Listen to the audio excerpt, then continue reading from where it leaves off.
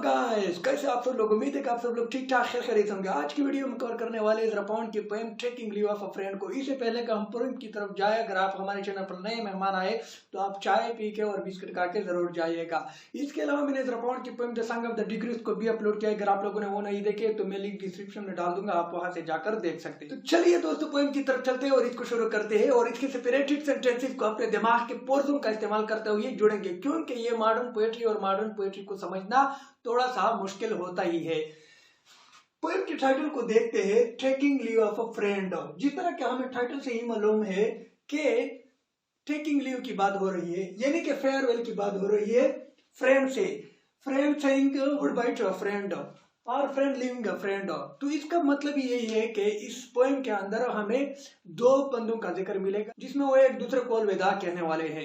दोस्तों, इस पोएम के अंदर दो स्टैंजा थे और हम फर्स्ट स्टैंजा को अभी देखने वाले हैं। Low mountains to the north of the walls, white river winding about them, here we must make separation and go out through 1,000 miles of a dead grass।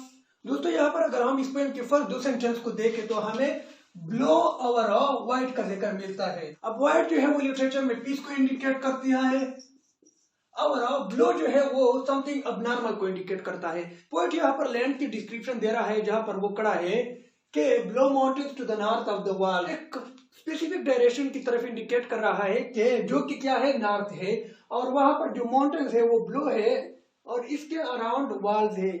अब अबनॉर्मलिटी जिस तरह की हमने बात की कि ब्लो अबनॉर्मल को जाहिर करती है, तो इसका मतलब यह है कि something abnormal is going to happen या something abnormal is already happening. ये वाल दिया तो इसके जिंदगी के अपने वाल थे जिसके अंदर वो जकड़ा हुआ है, या ये वाल्स ऑफ बर्लिन की तरफ इंडिकेट कर रहा है जो कि जर्मनी में है। White river winding about them, और इसके इर्द गिर्द व्हाइट रिवर भी घूमती है। व्हाइट रिवर की हमने बात की कि व्हाइट पीस को सिंबलाइज करती है कि यहाँ पर उस अबनॉर्मलिटी के अंदर, यानी कि उस कियास और डिस्ट्रक्शन के अंदर नॉर्मल सिचुएशन भी है, पीस भी है। अब अगर हम यूजुअली देखें तो माउंटेन्स या तो ग्रीन होते हैं या ब्राउन होते हैं या ग्रे होते हैं, लेकिन ब्लो रेयर केसेस में होते हैं। और वाटर क्या होती है, वो या तो व्हाइट हो सकती है और या ब्लो हो सकती है। लेकिन यहाँ पर उन्होंने बिल्कुल कंट्रास्ट ही क्रिएट किया है, यानी कि माउंटेन को ब्लो का है और रिवर को व्हाइट का है। Here we must make separation and go out through 1,000 miles of dead grass।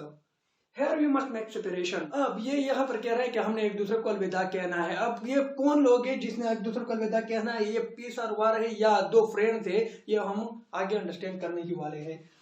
And go out through 1,000 miles of grass, और अलविदाई के बाद हमने कहाँ पर जाना है, 1,000 miles ट्रेवल करके डेड ग्रास में अपना सफर तय करना है। अब डेड ग्रास में तो आप ट्रेवल नहीं कर सकते, mean that the situation is not suitable.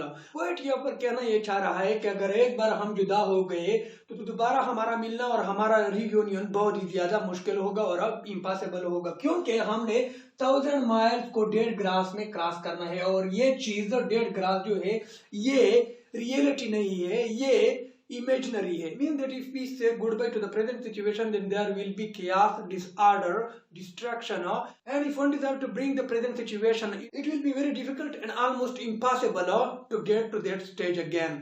यानी कि हमारी जो रियूनियन है, अगर हम यहाँ पर एक बार एक दूसरे से सेपरेट हो गए तो वो बहुत ज्यादा मुश्किल होगी। अब दोस्तों, हम इस पोएम की दूसरे स्टैंजा की तरफ आते हैं।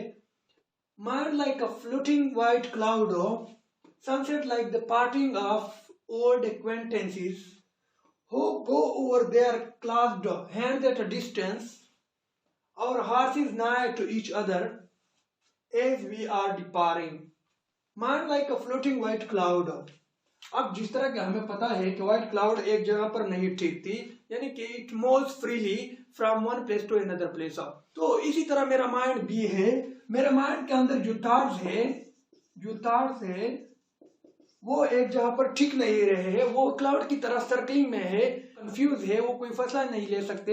दे आर इन इनडिसाइसिव स्टेट, कि अगर मैंने ये फैसला ले लिया, अगर मैंने सेपरेशन की, अगर मैं वहां पर चला गया तो ये ठीक हो या हालत होगा। जिस तरह के अगर कोई बंदा अपने शहर को छोड़ता है और कहीं दूसरी जगह पर माइग्रेशन करता है तो इसके जहन में बेशुमार तरह के सवाल जन्म लेते हैं कि मेरा क्या होगा, किस तरह के लोग होंगे, किस तरह की जिंदगी होगी।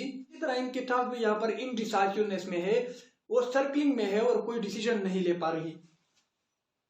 Sunset like the parting of old acquaintances, अब सनसेट लिटरेचर में एंड ऑफ लाइफ को प्रेजेंट करती है, मॉर्निंग जो है बिगिनिंग ऑफ लाइफ, इसके अलावा आफ्टरनून डिक्लाइन इन लाइफ को इंडिकेट करती है।